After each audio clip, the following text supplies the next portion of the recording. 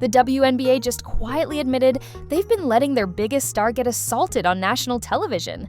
And what happens next could destroy everything they've built. But first, let me ask you something. What do you do when you realize you've been wrong about something so obvious that millions of people saw it before you did?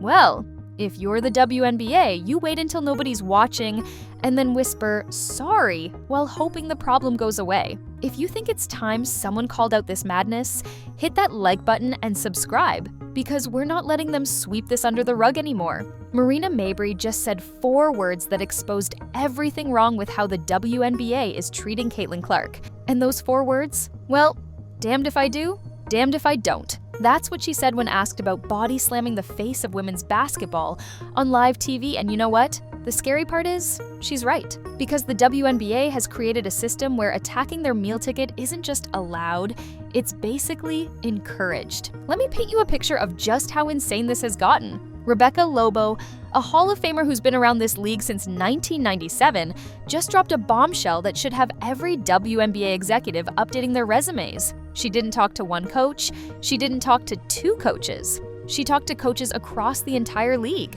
and every single one of them said the exact same thing. The officiating is a complete disaster.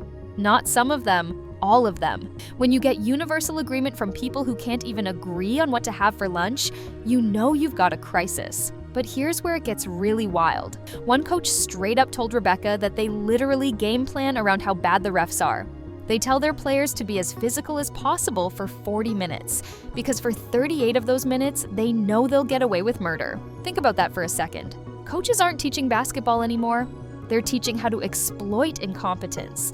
It's like telling your kids to run every red light because you know the cops are all at the donut shop. And the examples?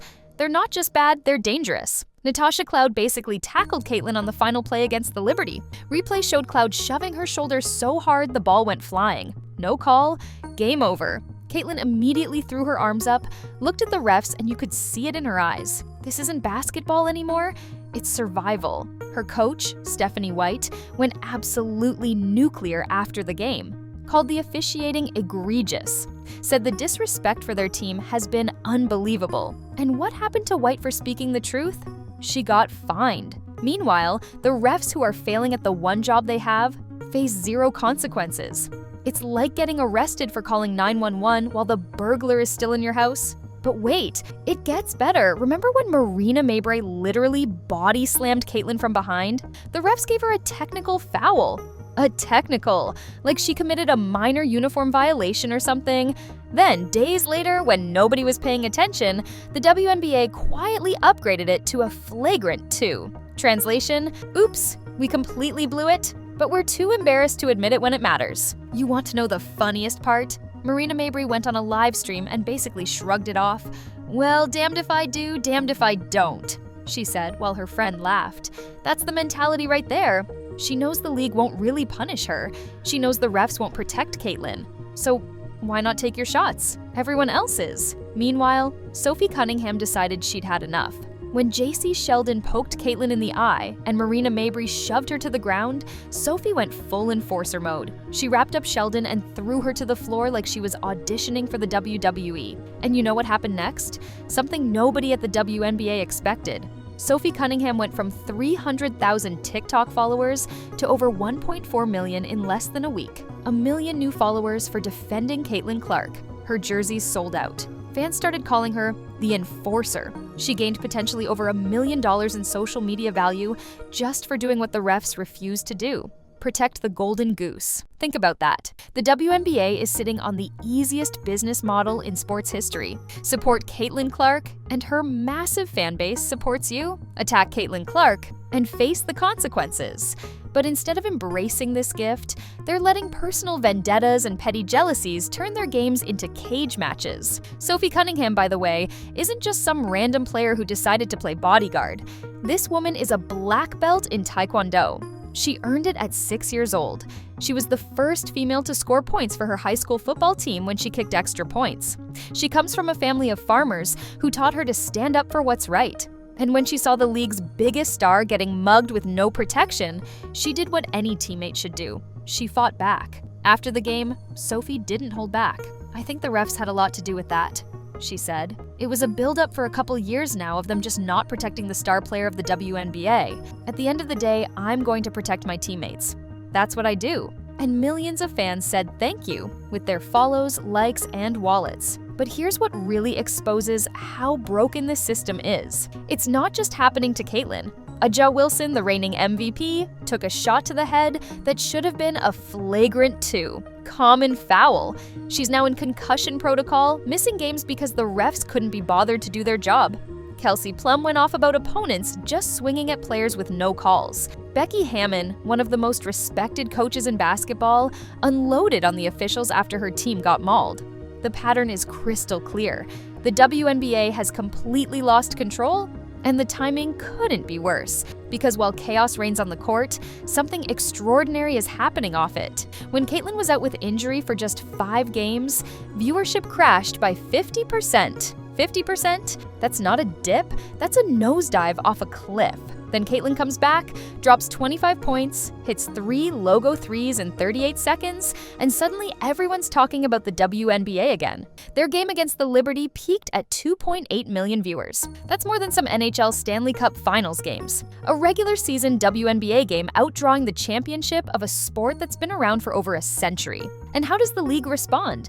By letting their refs turn games into wrestling matches. By allowing players to target their meal ticket with impunity. By creating an environment where coaches literally tell players to hack and grab because they know the whistles won't blow. Rebecca Lobo tried to be diplomatic when she said, "Caitlin is very difficult to officiate because of all the contact happening around her all the time." But you know what? That's not an excuse. That's literally the job. If you can't handle officiating the most watched player in your sport, then find a different career. It's like a pilot saying flying is hard because of all the clouds. The infrastructure problems are damning. NBA refs are full-time employees with 6-figure salaries. NBA refs get paid by the game and work college ball in the off-season. NBA games have replay centers and detailed reports on controversial calls. The WNBA has refs reviewing their own calls on a tiny monitor. It's like comparing a Tesla to a tricycle and wondering why one goes faster. But infrastructure is just an excuse if there's no will to change. And right now, it seems like the WNBA is more interested in protecting their ego than protecting their players. They're more concerned with finding coaches who speak out than addressing why those coaches are speaking out in the first place. The testimony from players is heartbreaking. They're literally saying they worry about getting injured because of how physical games have become without proper officiating. They're adjusting their playing styles not for strategic reasons, but for survival. That's not basketball. That's gladiator combat with a shot clock. And through it all, Caitlin Clark keeps showing up, keeps dropping logo threes, keeps making passes that make your jaw drop, keeps filling arenas and driving ratings. She's doing her part and then some. The least the league can do is make sure she doesn't get assaulted while she's doing it. Here's a joke for you. What's the difference between WNBA refs and mall security? At least mall security shows up when there's a problem. These refs are watching their biggest star get mugged and acting like they're bird watching. Oh look, a cardinal, how interesting. Meanwhile, Caitlin's getting clotheslined at half court. The Sophie Cunningham situation proves what everyone suspected. The WNBA is sitting on a goldmine. Players who support Caitlin see their profiles explode. Teams that protect her see their ratings soar. It's the easiest math in sports. Take care of Caitlin Clark, and Caitlin Clark's fans will take care of you. But instead of embracing this gift, the league seems determined to squander it. They're letting a culture develop where targeting their biggest star is not just acceptable, but expected. It's like having the winning lottery ticket and using it as a napkin. When Rebecca Lobo says she's never seen anything like Caitlin's shooting display in her decades around the league, that should be a wake-up call. This is a generational talent doing things that haven't been done before. And the league's response is to let her get beaten up while they count their money. The clock is ticking. Every game where Caitlin gets targeted and the refs do nothing is another step toward disaster. Every missed call is another crack in the foundation. Every coach who has to game plan around referee incompetence is another indictment of a broken system. You know what the really sad part is?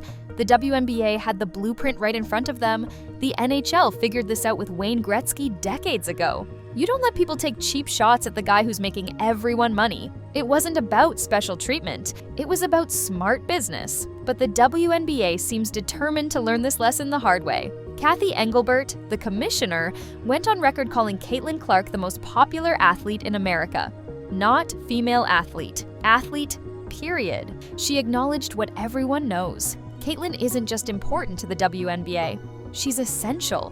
Without her, the league goes back to being a niche sport that most people ignore. Yet they're treating her like she's expendable, like they can afford to let her get roughed up game after game, like her health and safety don't matter as much as maintaining some bizarre facade of toughness. But here's what they don't understand. Fans aren't stupid. We see what's happening.